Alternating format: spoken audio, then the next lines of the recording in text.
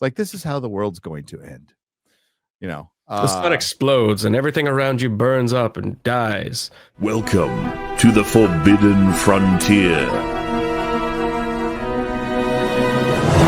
There's a meteor on its way here in 2032, and we've talked about it before, but the percentages keep going up on if it's going to hit. And I saw Neil deGrasse Tyson actually did a video on this, on the possibility of like where it would hit, and he basically said a little below the equator, right? And anywhere from Bolivia, Guatemala, to Western Africa.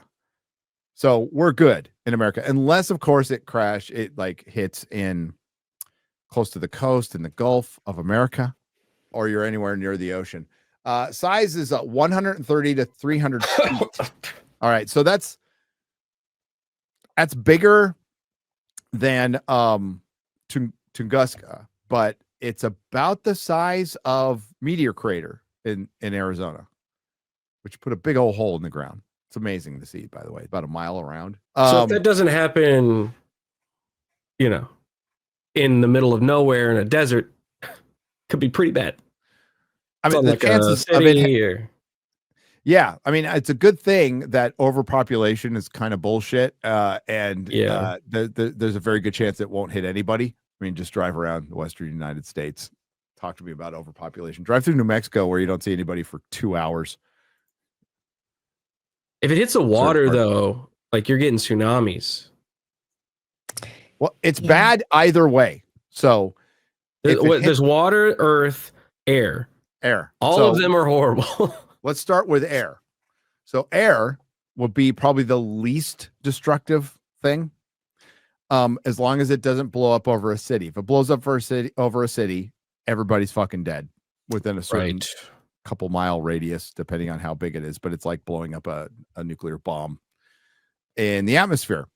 You'll be vaporized. Now it's not big, so we don't have to worry about the punching the hole in the atmosphere and absolute zero going to the ground for a second, which they described in America before, where if a meteor even blows up in the atmosphere, it creates a wave in our atmosphere, and just like the absolute zero space hits the ground. They did that in The Day After Tomorrow, which is where it slowly goes, though. It's based on Art Bell and Whitley Strieber's book, The Coming of the Great Global Superstorm.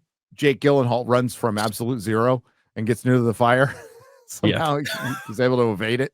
It moves very slowly across. Very slowly. You're able to outrun it. So that's probably the least harmful. If it hits the ground, it's going to put a bunch of ejecta up in the atmosphere that's going to fall back down on fire. So there'll be a double event. Plus, it's going to put a bunch of dust in the air that could cool the earth. But we did have a massive volcano blow up in the South Pacific just 4 years ago. It messed with our weather a little bit, but not terrible, right? But that thing was huge. That thing was fucking huge. And that put water vapor up too. So that's the other thing. Volcano that could go off right now in the Pacific Northwest, outside Portland. Isn't that where they were just talking? Like, if it goes off, it's like Portland's in trouble. That'd be the place to do it.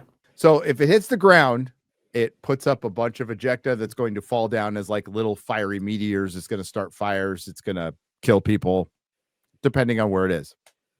If it hits the ocean, if it's 300 feet and it hits the ocean, like in the middle of the Pacific, depends on how fast, there's going to be a tsunami, right? If it hits like shallower water, like in the Gulf of America, then it could shoot a bunch of water in the atmosphere, and it causes tsunami depending on where you are. It's just it's tsunami time, but it would be if it was a bigger meteor, it'd be much worse. Pick your poison on that one. I would say the best case scenario is landing in the middle of the Pacific Ocean. I think it should get close. I think we should have a very near miss, and people get real freaked out and understand. Need to do something about this stuff. I thought 2013, the one in Russia, would do that, because that woke my ass up to it. I was like, holy shit. Dash cam footage. It's incredible. So it was the size of like a van. and it blew up in the atmosphere, and the sound wave blew out glass, injured 1,000 people, and this was in Siberia. So it's lightly populated, but there's a lot of dash cams in Russia. So a lot of people got to see it. They even figured out where it landed, right? What's the name of that? There it is right there.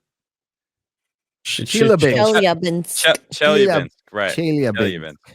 Yeah, there's a lot of weird paranormal stuff going on over there around that area. A lot of 411 stuff happening. Here it is. Hot damn. Like the sun for a second. Yep. And remember, the sun's not up. So yeah, it's set. So it's already. So this is what I didn't think about at all, was how much time it takes for the shockwave to hit, because everybody was like looking at the meteor that had already blown up. So here is the shockwave.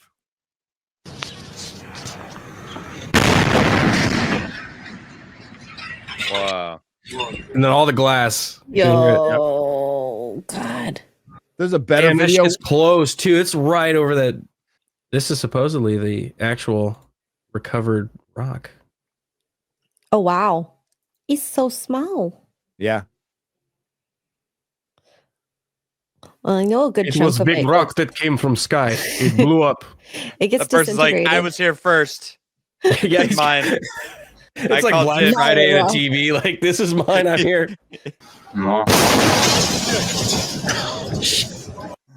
But Jesus! Dang, dude. А что думаешь, может, спутник там уже же падал, они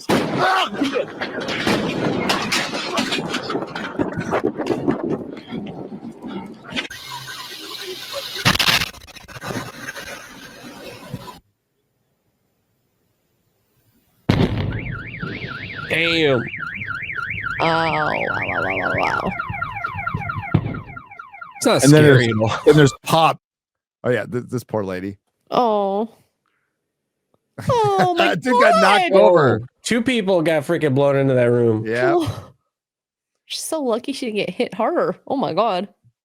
And they're like, let's get the fuck out. Well, and imagine if you're inside and you had no idea that a meteorite just flew past, like you don't know, you didn't see it. No. And then suddenly just And it already explodes. and like, you're not going to think about, the shockwave takes like 2 minutes to get here or a minute to get here. Look at this. Whoa. When this happened, I watched all this shit. I was like, what the fuck? Yeah, just inside a room, you're doing your work. You're not thinking about nothing. You're just trying to wrap up your day and just boom, smash. But you think the whole world's about to end. So 1.5% chance that could be us. I think we're in good standing. It's a good bet. Say we're not going to get hit. So far, it keeps changing. Within a week, it went from like 1 point something to 3.2. Well, within 2 days. Yeah. I got to look back into this, but Randall said in his interview that like last summer we had a really like disturbingly near miss. Whatever happened to the big bus-sized? Maybe it was longer than a bus. It's like a big anomaly that they didn't know what it was. And it seemed like it was being piloted. You remember that story? It was like yeah. What happened That's to bigger that? than a bus. That's way bigger than a bus. It changed trajectory and then sped up. Yeah. Yeah, what happened to that? Totally normal. That's with no trail. With no trail. No trail. That's the weird part, because when things change trajectory, it's usually because gases are melting and it's like it's going in one direction, so it's being pushed in. There was no trail, so there was no real explanation for why it changed. And it didn't come from the Oort cloud, or it came. No, from it was interstellar. It was interstellar space, and then another one came after that. But I don't know if that one sped up. But this one sped up. Yes, yeah. So that's what they're like. Man, this is a probe, and an actual scientist came out and said, "Yeah, this thing." And it was a joke, but the way it was shaped, it looked like the Battlestar Galactica. It did. Yeah. And he was like, maybe there was a sail, because it sped up. Fuck climate change. Fuck all this stuff. This is stuff that should actually keep you up at night and worry you, because a little rock from space could put us back to the Stone Age.